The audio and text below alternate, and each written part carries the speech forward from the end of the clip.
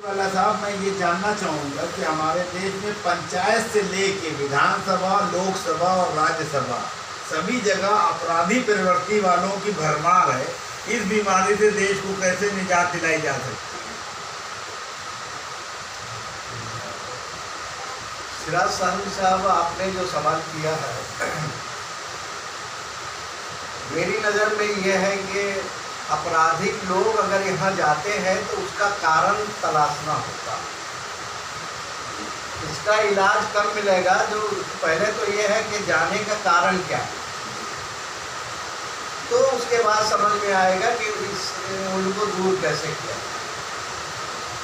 उसका सबसे बड़ा कारण है बहुत बड़े पैमाने पर बहुत ज़्यादा टैक्स वसूल करना और उस टैक्स को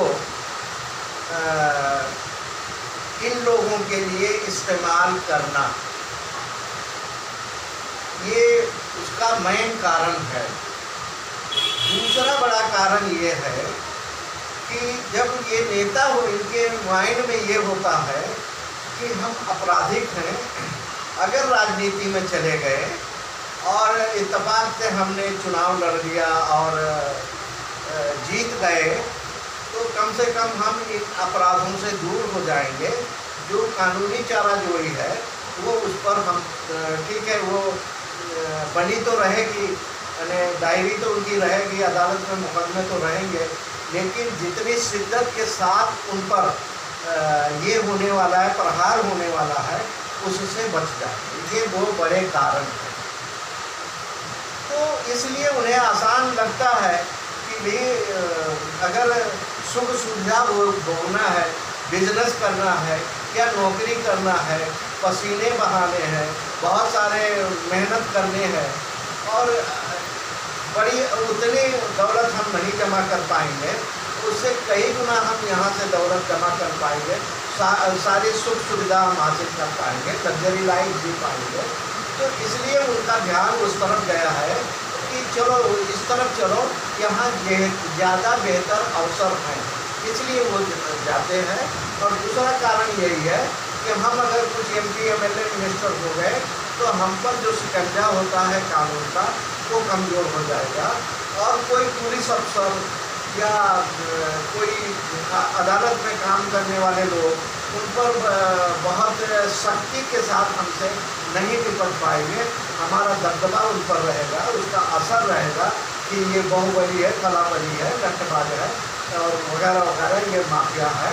तो जज भी जो है वो इंसान है, जब तक अदालत की कुर्सी पर बैठा हुआ है तब तक वो जज है।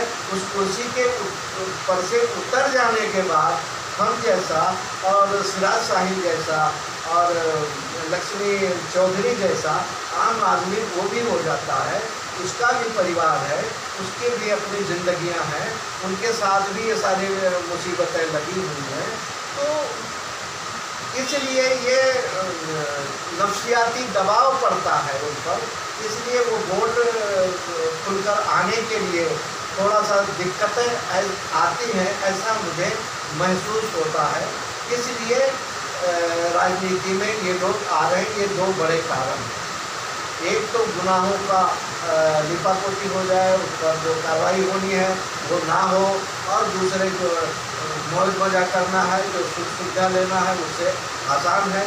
तो मैं समझता हूँ कि टैक्स सुधार में यदि ये होता है और जो गलत सलत सुविधाएं इनको दी जा रही हैं, साहब हमने तो कभी खाया नहीं है पार्लियामेंट में, लेकिन जो रिपोर्टें आ रही है, जो पकवान हमको एक खुराक खाने के लिए यहाँ होटल में 1000 रुपये लगेंगे और एक पार्लियामेंट के मेंबर को 10, 20, 25 रुपये में उसे वो पकवान मिल जाता है, उससे बेहतर बैठने का मौका मिल जाता है, तो कहीं न कहीं साहब इसका असर होता है।